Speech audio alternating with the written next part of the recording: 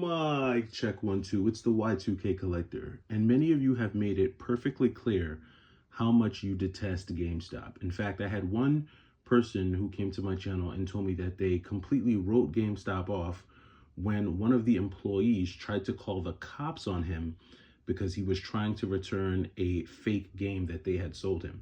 Now, that's a pretty wild story, and I'll be honest with you, I'd probably write GameStop off if they did something like that to me as well. Thankfully, I have not had any run-ins that bad with GameStop to where they were going to call the cops on me. But I have had my fair share of doozies, as I'm sure many of you have. Many of you have had your issues with GameStop. You've, gone to the stores. You've dealt with pushy store associates who try to, tack on that stupid insurance when you never asked for it. You've probably dealt with store associates who, give you conflicting information regarding their policy, even when it comes to retro and things like that. And I'm sure for even those of you who've probably ordered online, you've suffered the casualties of getting discs only with no cases or no manuals, getting fake games, getting broken games. I mean, the list goes on, and there's a lot of issues that we could talk about when it comes to GameStop. However, my hit ratio with them over the last 3 months has been around 85%. 80, I would say 80, yeah, around 80%. Let's say 80%, meaning that 80% of the games, I'm actually going to lower that. I'd say probably around 70%. So 70% of the games that I've ordered from GameStop's website have come in pretty much as described. They were in good condition, they were authentic, and there were no issues with the games. I was able to play them, and they've been added to my collection. Additionally, between the promotional deals that I got using coupons and different things like that, I would say that I probably saved somewhere between 20 and 25% of the market price for a lot of these GameStop pickups.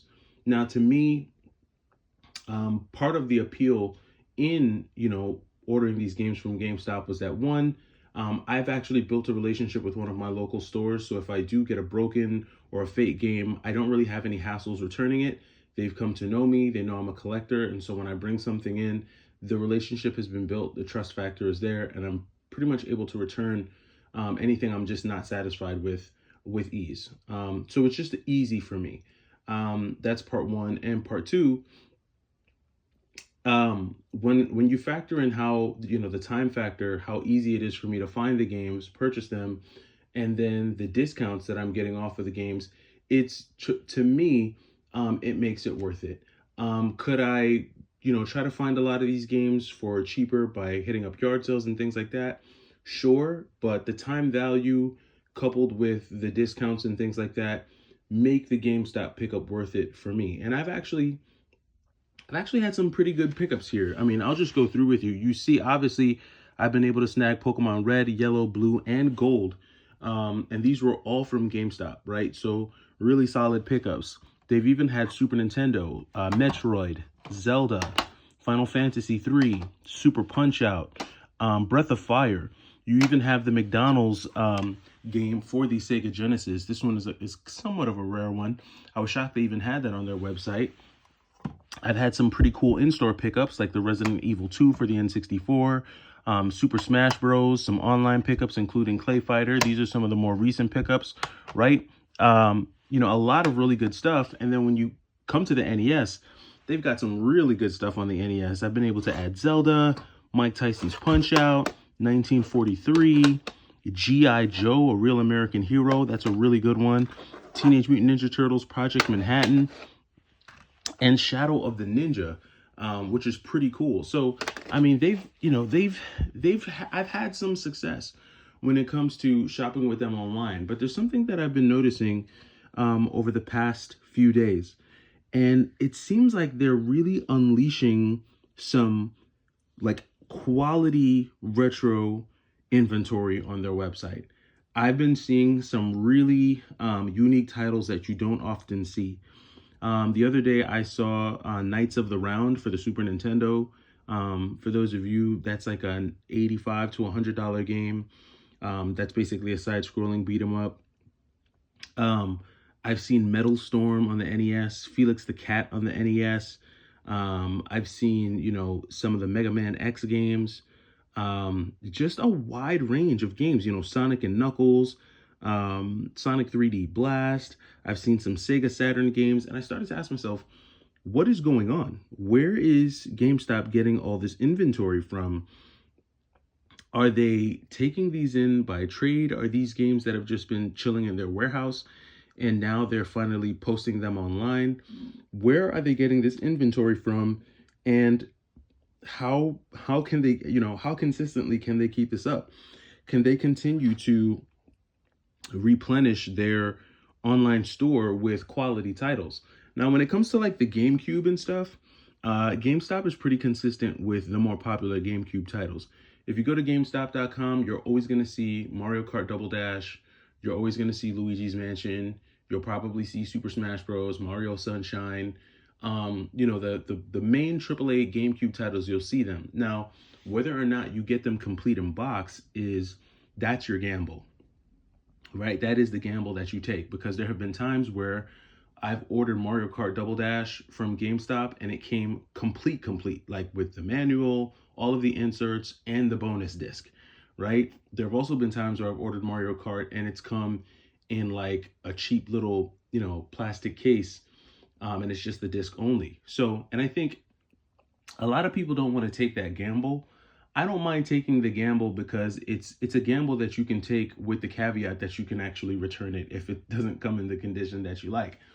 Now, I've heard a lot of people say that I need to be careful because they'll ban me from making returns, but I haven't run into that issue yet, primarily because when I order a lot of games from their website, I'm typically keeping some of the games. It's not like I'm returning everything. The stuff that is in good condition, the stuff that's quality, I'll keep and retain into the collection. But overall, I'm seeing a lot of just quality inventory on their website, and I'm really, really wondering where GameStop is getting it and if they're going to be consistent with it. Because if they can, right, if GameStop can continue to ramp up their retro inventory, what does that spell for mom and pop shops, right? Most mom and pop shops that I know of, they don't really have an online presence. Some of them do. I'm not saying all of them don't. Some of them do. A lot of them do, actually. You can order from their website, but they don't have the same type of infrastructure for an online store the way GameStop does. And so if they have to now compete with GameStop prices, and GameStop starts to offer better condition, what could this mean for mom and pop shops? And the only reason why I'm touching on condition is because one of the things that I have noticed is that GameStop has improved in terms of the condition that they're sending these games in. I would say 8 to maybe 9 out of the 10 of the last 10 disc-based games that I got from them came complete in box. I think the only game that didn't come complete was, I think I ordered a copy of Luigi's Mansion and it was just the case and the disc. And I ordered another game and I think it was just disc only. But a lot of the games that I've ordered from their website, they've been coming complete and they've been coming in good condition. So, it's very interesting what's going to happen here. Now, a lot of people are saying GameStop is in danger. They're going to be going out of business. They're a poorly ran company, and all that may be true.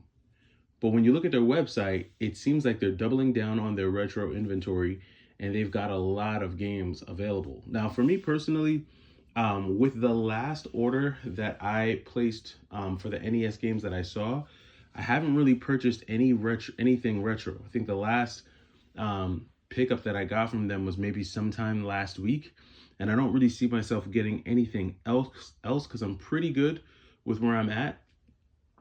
And this year has been more about getting into the Switch, although we're already in March, or March is right around the corner. I think I've only picked up like 5 Switch games. Good news story is that I did order Cyber Shadow today, so I'm not sure when it's gonna actually get here. I ordered it from Super Rare, so for those of you who are interested in picking up a copy of Cyber Shadow, it is available for you on Super Rare's website. Now, there's another thing that I noticed, just changing gears here and just sticking with the Switch, is that I'm noticing that Super Rare has kind of increased the amount of games that they're producing. Now, back in the day, and by back in the day, I mean like 4 or 5 years ago, when Super Rare put a game out, they really only put out like 3,000 copies, sometimes 2,500 copies, 4,000 copies. With the release of Cyber Shadow, they're going to have 6,500 copies available, which is good because that means more people can have access to the games. But I'm wondering what's driving what's driving them increasing the amount of games that they've produced or that they're producing. I think that that's pretty interesting. And I think it's going to be pretty interesting in terms of what it's going to do to the values of some of their earlier titles that did have that limited 3,000 copy physical release. And now that we have the Switch 2 coming and it is backwards compatible, which means people are going to be playing Switch 1 games for a lot longer. It's going to breathe new life into Switch 1 games. Not that Switch 1 games really need much life because it still is like Nintendo's premier console.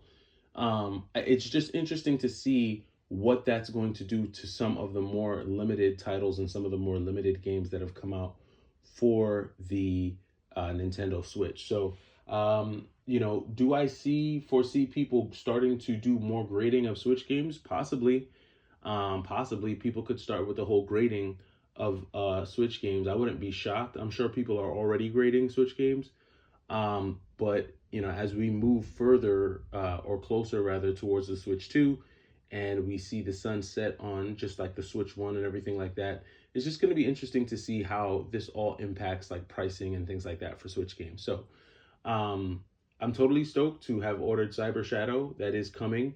And this weekend, I may have an opportunity to use the rest of the credit on my Best Buy gift card. So I'm going to see what other Switch games I can find over the weekend to add to the collection. But yeah, let me know what you think. Let me know down in the comments where you think GameStop is getting this inventory from. What do you think about this sudden influx in quality retro titles on their website? And also let me know what you think about Super Rare increasing the number of physical copies that they're producing for the games that they're releasing. Why do you think that is? Let me know down in the comments, and I'll catch you in the next video. It's the Y2K Collector. Take it easy.